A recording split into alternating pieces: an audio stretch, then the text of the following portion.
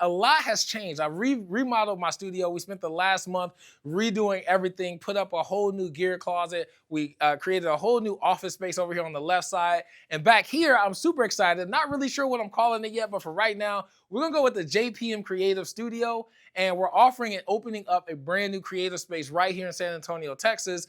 More on that later. This video, I want to actually break down our very first client turnkey experience where we create a set for you and you show up and create the content that you want. You don't have to worry about cameras, mics, lights, or none of the logistics. You literally just show up with your idea and press record. I know, you see, somehow the world's meant to me and be so one. So we're actually going to be hosting a live stream, a 3-person live stream for the down market. They're a digital magazine right here in San Antonio, Texas. When they reached out, they needed a space where they can actually sit down together and have a conversation. And I thought this is perfect for what we're trying to do here. So we completely created this set. It's a 3-person podcast, kind of relaxed, sit-down environment. And we completely lit it, provided the audio and the camera so that they can show up and just hit record. Our cameras that we're using, of course, is 3 Blackmagics. I've got the Blackmagic Pocket 6K with a 24-70 Tamron lens. The A-Cam, the main wide angle, is another Pocket 6K with an 18-35. And then our C-Cam, which is gonna be a 2-person kind of punched in angle, is another Pocket 4K with a 24-70 in front of it. All the furniture we got from IKEA, which is really dope because I didn't want to spend a bunch of money creating the set and getting furniture that I know people are going to be moving around. It's going to get a lot of wear and tear, a lot more than what you would have in like your living room or something at home. So we went to IKEA, we got this brown chair and this 2-person black couch along with this rug. And then the audio that we're using is the Rode Podcaster Pro 2. Now, I don't know if y'all remember, but these back walls is really dope. This used to be the old JPM Uncut background. This was a custom wall that we built out of some 1x2s. We basically just hung them on the wall and used another 1x2 to space it and then painted them.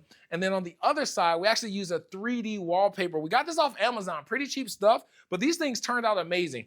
3D wall paneling, you literally just glue it onto the wall, and this is what it looks like when the pop of light in the background. And using this, you wouldn't even be able to tell that you got small seams in between. It looks fantastic on camera. And to hide the seam on the prop wall, because this is a floating wall, I actually just took a piece of trim. I didn't even glue it. I just stuck it into the seam, into the gap, and it hides it perfectly on camera.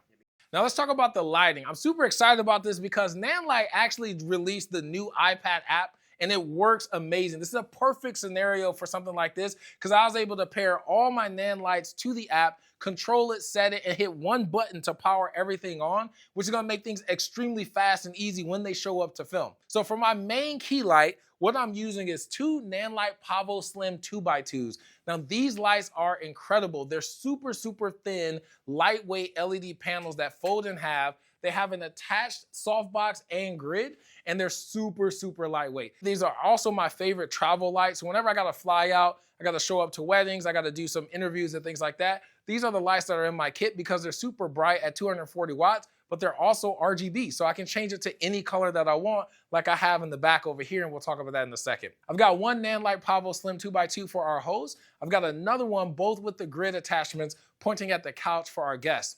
Now to fill the space, I'm using the Glow 8x8 with another Nanlite Forza 300. It's only set to about 6%, and really what I was hoping to do with this, when I just used the Nanlite Pavo Slims by themselves, you can see that there's a lot of shadow, a lot of harsh shadow around the feet and around the upper parts of the face. And so what I wanted to do was just fill that area and also raise the overall set ambience. So I used the 8x8 with the 300 behind it, and it adds just a nice kiss of light to raise the ambience in the foreground, still giving us enough control on our background to be able to do things like add our Pavo tubes and things like that for color. Now to add this color onto the back wall, I'm using 3 Nanlite Pavo Tube 230Xs. They're all set to blue in about 30 to 40%. I wanted to be able to do this and get a little bit of contrast, so we're actually using another Nanlite Pavo Slim 2x2, and we got this pointed up at this accent wall in a magenta color, only at about 10%. I didn't want enough spill bouncing back onto the talent. So we just added just enough so that the camera can see that there's a little pop of color.